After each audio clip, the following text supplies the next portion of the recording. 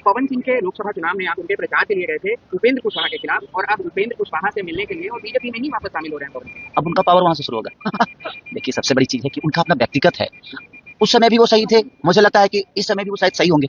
उनका अपना पवन सिंह के विचारधारा है। चुनाव पर खेसारी लाल यादव का भी बयान आ चुका है। जी हां, आपने वीडियो क्लिप में इसमें देख लिया और बहुत सारा भी सोशल मीडिया पे इस वीडियो को वायरल किया जा रहा है और शायद आपने वीडियोस देख भी लिया होगा। खेसारी लाल यादव से पूछा जा रहा है कि उस समय उपेंद्र कुशवाहा के खिलाफ में पवन सिंह निर्दलीय चुनाव लड़े थे तो आप प्रचार करने गए थे, तो क्या आप जाइएगा, इसके बारे में आप क्या कहना चाहेंगे? यहाँ तक कि पवन सिंह ये भी बोले हैं कि मेरा बीजेपी से पहले कोई रिश्ता खराब नहीं हुआ था। इस पर खेसारी लाल यादव से ये भी बात पूछा गया, तब उन्होंने बताया कि आप उन्हीं से बात पूछिए। खेसारी लाल यादव ने बताया कि जब रिश्ता ही खराब नहीं हुआ था तो टिकट आप क्यों लौटाए थे, और ये वीडियो बहुत ज्यादा वायरल हो रहा है। और खेसारी लाल यादव पवन सिंह को लेकर ये भी बोल रहे हैं कि किसी से किसी का कोई दुश्मनी नहीं है। जो ये बात खेसारी लाल यादव बोल रहे हैं बिल्कुल सही है। जी हाँ, खेसारी लाल यादव ने साफ साफ बतला दिया है कि किसी भी राजनेता का किसी से दुश्मनी नहीं होता है। और बात खेसारी लाल यादव ने बोला कि पवन सिंह अब अभिनेता, एक सिंगर से एक राजनेता भी हो चुके हैं। फिलहाल आपको पता होगा कि बहुत लोग पवन सिंह को जमकर विरोध भी कर रहे हैं। जी हाँ, सब लोगों का यही मानना है कि आखिर बीजेपी के आगे झुक गए और छोटा मोटा एक विधायक के चुनाव लड़ रहे हैं। तक रितेश पांडे का भी बयान आया था कि जिनके खिलाफ में आप लड़े थे, लोगों का उतना लगभग 3 लाख को विश्वास दिलाया था, जिन्होंने वोट किया था उनका क्या हाल होगा। ऐसे ही बहुत सारे बातें अभी सोशल मीडिया पे चल रहा है। बाकी ये सब वीडियो देखकर आप सभी को कैसा लग रहा है और आपकी इस पे क्या राय है, नीचे कमेंट में बता सकते हैं। वीडियो को एक लाइक करें, चैनल को सब्सक्राइब कर ले, फेसबुक को फॉलो कर ले।